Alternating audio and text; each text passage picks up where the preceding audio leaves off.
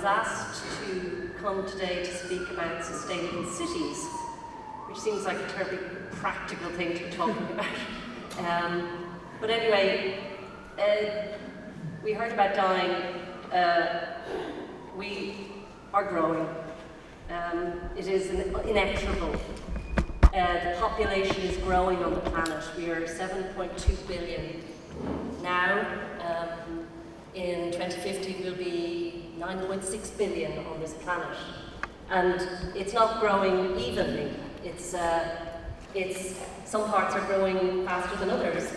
By 2030, India will have more people than China. So it'll just pass China. There'll be just over 1.4 billion people living in India. And by 2050, there'll be more people in Nigeria than there are in the United States today. So it's a very uneven growth. I find all this fascinating. And also the spread isn't even. We're going to be living in cities. I think in about 2006, the world tipped, and more than half of the people in the world were living in cities and towns, urban areas, and that's growing. So by 2050, all of the people who live in the world today, well, that number will be living in cities. So 7 out of 10 people will be living in cities. And when we think about that, I suppose the popular, well, certainly popular culture, there will be a lot of fear, because the image of this urban future is dystopian. I don't know if any of you have seen Elysium or if you've seen Blade Runner, but it's always very dark, it's always raining, and it's always, well, it's claustrophobic, it's horrific, and that seems to be our view of the future and the future of cities. And then, of course, it's like our last wanton act of destruction on the planet, and then the wealthy elite flee in a spaceship somewhere else. That's, well, that can't happen. And I don't know why, I don't know why we fear this, because what is a city? A city is what we make. We make the city. We inherit it, we adapt it. We decide what systems govern it.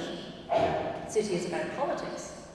And so there is no reason to fear, because we're in control, or should be in control. And in fact, cities should be bastions of creativity and optimism and opportunity. As the single biggest man-made object on the planet, they are actually, I suppose, inherently sustainable, that difficult word. They're durable, because just on a very practical level, if we kind of live more closely together in what is shared space, well, it's easier to distribute our scarce resources, and we can do it more efficiently, so we can be a lighter burden on the planet. So they are inherently sustainable, and they are our future, and it's important that we design them well. So when I became city architect in 2008, so talk about a moment. I know when you kind of move on to a new phase, the initial reaction is, oh my God, I'm going to go unmasked as a complete fraud. And one of the things, of course, the first question people ask me was, I knew I was going to be asked this time and time again, okay, what's good architecture? Is that building good architecture? And so I was going to have to be, it wasn't just going to be a kind of a casual opinion, it was suddenly going to become a very formal opinion. So I spent about 6 months writing a page, and that page was me just trying to crystallise my idea as to what is good architecture. And I also thought, well, it's not something, it has to be something very objective. And I came up with these 5 criteria that are overlapping and interdependent and are objective, which I think are qualities of good works of architecture, and they almost are human qualities, positive human qualities. And the 5 criteria are clarity, generosity, order, fit, and craft. And they're actually in our development plan, and I really, I have to do a better job communicating what they mean, because it's actually quite a powerful thing. We have in our Dublin City Council Development Plan a reason to say yes or no to architecture. Before we didn't. But when I was asked to talk today about sustainable cities, I thought, well, maybe I always think about cities, but say I just try and think about how do you design a city well, and what are the objective criteria? I think you can apply those criteria. You can apply them to anything, any work of design. So, for example, clarity. Are we clear about how we communicate, articulate our intent and our purpose? There was a great series of TED Talks run by the Science Gallery a couple of weeks ago. There was a guy called Ferguson McCall who was explaining how you communicate science, and he said, simple language is not the same as simple ideas. So how clearly do we communicate? I don't think we communicate very well. We're kind of commitment folks in Ireland. In Berlin, for instance, they have what they call a three-dimensional plan of the city. And they say, we're going to map this out, this is what we're going to do. It doesn't mean it has to be like that forever. We always get a chance to change it, but they say this is how it's going to look. And there is certainty there, and trust can develop. I think we need to think about doing that more if we want to design a great Dublin.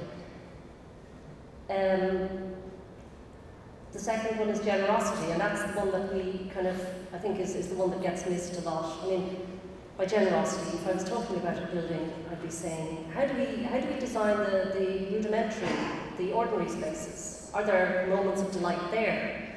There has to be excellence in the ordinary. So in city making, you would say, how do we design our ordinary spaces? The roots, our journey, our ordinary journey. I think so it's all about placemaking. Pascal Maragall, the mayor once mayor of Barcelona, what he did was, in order to really understand the ordinary city, he lived in 20 different places. And then he set a program of public space making, because he wanted to have excellence in the ordinary.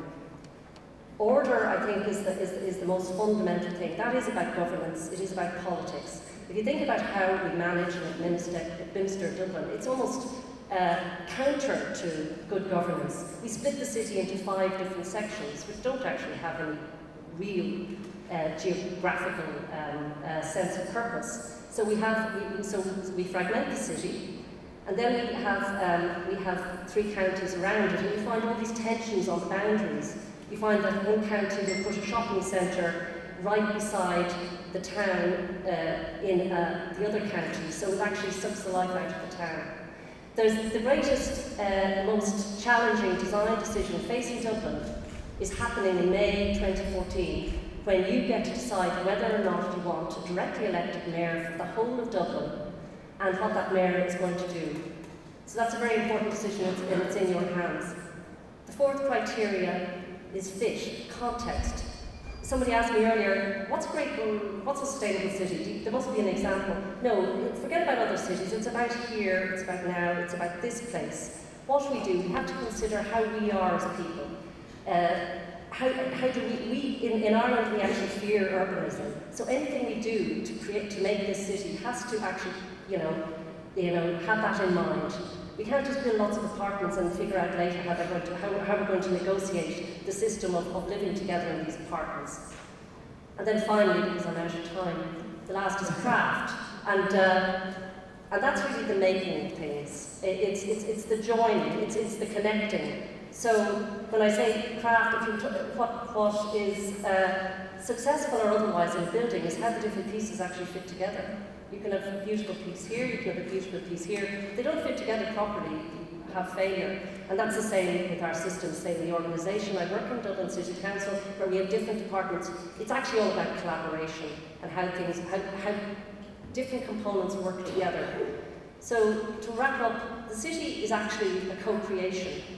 It's a creation that we make. You design the city. Thank you.